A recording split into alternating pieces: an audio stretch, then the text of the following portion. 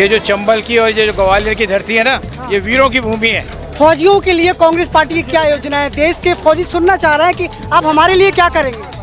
देखिए, one rank one pension पूरी तरह से जैसी यूपीए ने 26 फरवरी 2014 के डेफिनेशन के तहत लागू की थी, वैसी ही लागू होगी। दूसरी चीज, अग्निपथ स्कीम को जो ना युवाओं के लिए ठीक है, ना देश की सुरक्षा के लिए ठीक है, ना फौजियों के लिए ठीक है, उसको इमीडिएटली तुरंत प्रभाव से खारिज करेगी। हमारे बीच में सेना प्रमुख प्रदेश अध्यक्ष जुड़ रहे हैं, उनसे बात करेंगे। जनरल श्याम श्रीवास्तव जी हमारे साथ जुड़ रहे हैं। पूरा मध्य प्रदेश की फौजियों की नजर आप पर टिकी। पूरे देश के अंदर 10% नौकरी सैनिक को दी जाती है, आरक्षण दिया जाता है, विदेशों में दिया जाता है। ये एक ऐसी सरकार है जिसने इन सैनिकों का 10% आरक्षण खत्म कर दिया।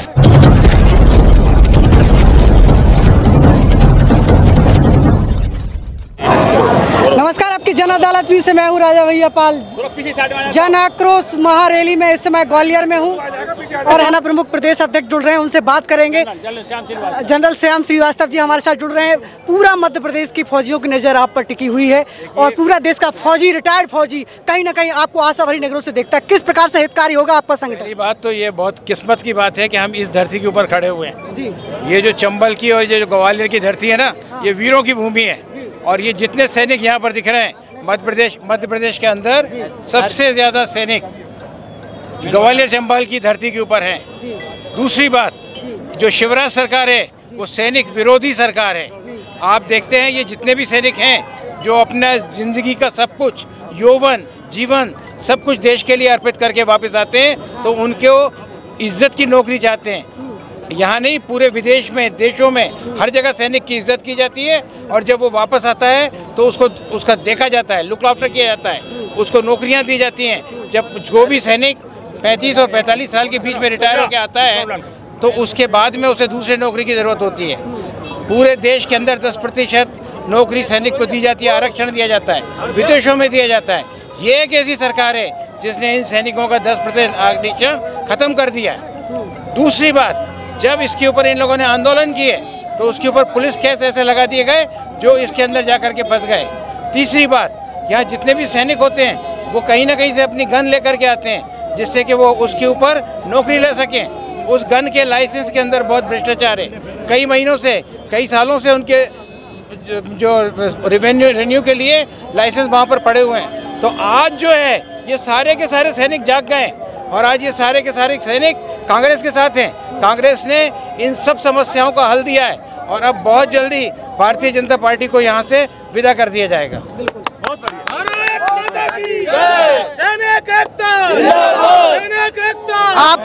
आपके संगठन में किस तरीके से जुड़ सकते हैं जो हमारे देश के रिटायर्ड फौजी हैं? देखिए, हमारा जो है कांग्रेस के अंदर नेशनल लेवल से, जैसे हमारा देश के अंदर है, ऐसा हर प्रदेशों के अंदर पूर्व सैनिकों के विभाग हैं, डिपार्टमेंट है, पूर्व सैनिक डिपार्टमेंट। ये पढ़ रहे हैं आप जो लिखा हुआ है, इसके ऊपर लिखा हुआ है पूर्व सैनिक विभाग मध्य प्रदेश कांग्रेस कमेटी।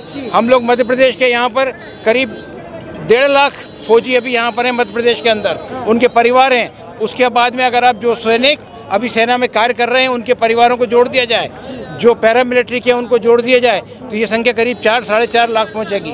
और अब वो सैनिक जो है जुड़ने के लिए सिर्फ हमें एक चिट्ठी लिख सकते हैं, या हम लोग यहाँ पर हमारे वेबसाइट के ऊपर भी हम लोग हैं, सारी चीज़ों के ऊपर हम लोग हैं, हमसे वैसे ही जुड़ सकते हैं, या भोपाल के अंदर मध्य प्रदेश कांग्रेस कार्यालय के अंदर हमारा कार्यालय, उसके अंदर आकर भी जुड़ सकते हैं। लेकिन अभी जुड़ना बहुत जरूरी है।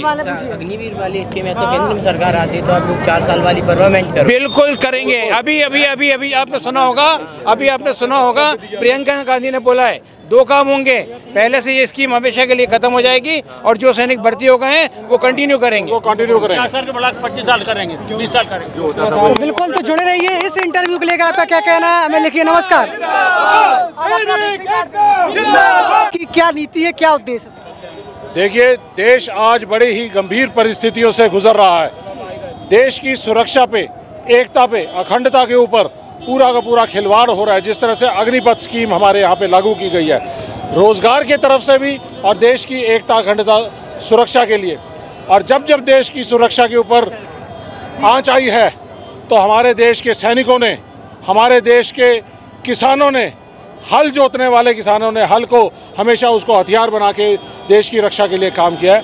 ऐसे ही आज की परिस्थितियों के अंदर हम सैनिकों ने ये बीड़ा उठाया है कि बीजेपी की झूठी नीतियों का, बीजेपी जिसने हमारे देश के फौजियों के साथ झूठ बोला है, जो अपने देश के फौजियों के साथ झूठ बोल सकता है, तो वो देश में किसी का नहीं हो सकता।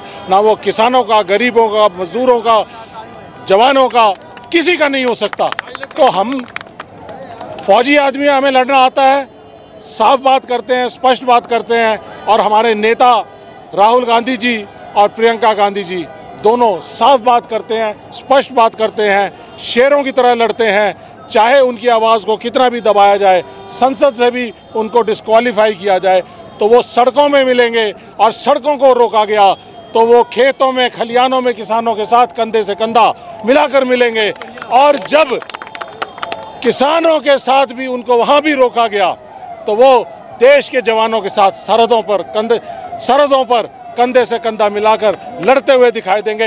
ये है हमारे नेताओं की तासीर। वो जो बोलते हैं वो करते हैं, गारंटी देते हैं। 5 या 6 गारंटी जो इस मध्य प्रदेश को देंगे तो वो उसको पूरा करेंगे, जैसे उन्होंने कर्नाटका में किया, जैसे उन्होंने हिमाचल प्रदेश में, राजस्थान में, छत्तीसगढ़ में लोगों की डिमांड थी ओल्ड पेंशन स्कीम को लागू करें, तो वो लागू किया। उनको 200 यूनिट बिजली फ्री देने का काम किया, और बहुत सारी चीज़ें जो गारंटी लेके चलते हैं वो काम करते हैं। एक बड़ा सवाल करना चाहेंगे, फौजियों के लिए कांग्रेस पार्टी की क्या योजना है? देश के फौजी सुनना चाह रहे हैं कि आप हमारे लिए क्या करेंगे। देखिए, जो हमारी एक बहुत बड़ी डिमांड है, जो बहुत पुरानी डिमांड चल रही है, लंबित है, 1 रैंक 1 पेंशन की, उसको मोदी साहब ने पूरे देश भर में सभी सैनिक जब वहाँ पे रेवाड़ी में इकट्ठे हुए तो घूम घूम कर कहा था कि मैं इन सैनिकों को नमन करता हूँ। मेरी सरकार आएगी 2014 में तो मैं 100 दिन के अंदर अंदर इस 1 रैंक 1 पेंशन को इम्प्लीमेंट करूँगा। और उन्होंने नहीं किया।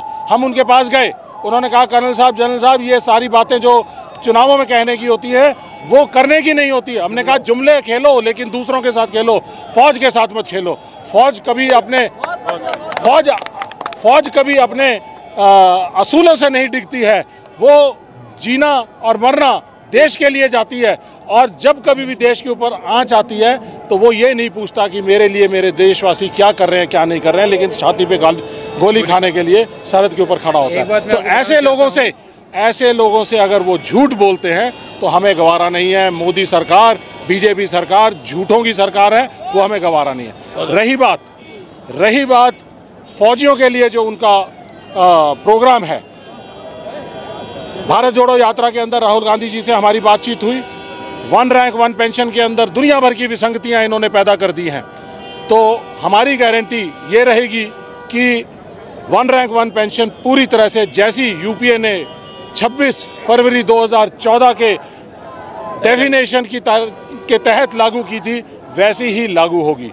दूसरी चीज़, अग्निपथ स्कीम को, जो ना युवाओं के लिए ठीक है, ना देश की सुरक्षा के लिए ठीक है, ना फौजियों के लिए ठीक है, उसको इमीडिएटली तुरंत प्रभाव से खारिज करेगी। फौजियों की 10% के आरक्षण, सेंट्रल गवर्नमेंट के अंदर बहुत सारी एजेंसियां हैं जिनके अंदर 7,82,000 पद खाली पड़े हैं, उसको तुरंत प्रभाव से भरने का काम करेगी।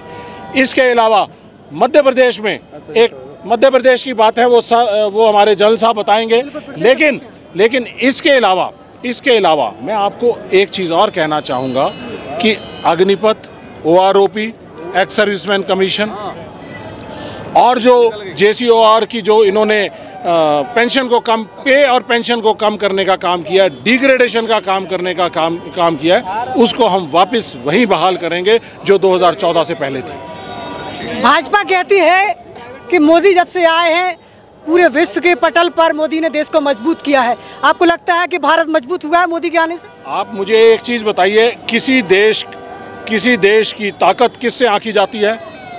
देश की सेना कितनी मजबूत है, देश की इकोनॉमी कितनी मजबूत है, देश के किसान कितने मजबूत हैं? क्या किसानों की इनकम 2022 में दुगनी हुई?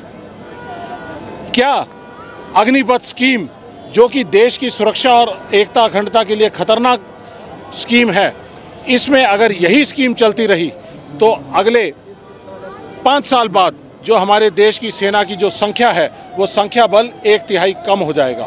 क्यों कम हो जाएगा? 2020, 21 और 22 में कोई भर्तियां नहीं हुई है।